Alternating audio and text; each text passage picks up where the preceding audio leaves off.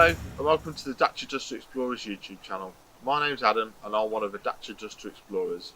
In these videos you'll see myself and other explorers driving green lanes, commonly known as the hobby of green laning.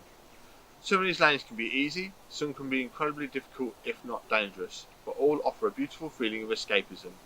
If you have any doubt about the green lane you're driving, get out and walk the lane first, making a mental note of places to turn around if needed and thinking about strategies to overcome difficult sections, because reversing after a failed attempt to get along the lane can be incredibly difficult and very risky. We abide by the Green Lane Association Glass Code of Conduct for driving these lanes and respect all others using the lanes, including horse riders and walkers, as we all have a part to play in keeping these routes open for everyone. If you're thinking of green laning yourself, please consider joining the Green Lane Association to help fight to keep these lanes open and to help you understand more about this hobby. They also have a Trailwise 2 website which will significantly aid in your planning. Please don't forget to like and subscribe to the YouTube channel to get updates on new videos and check out our previous massive video collection.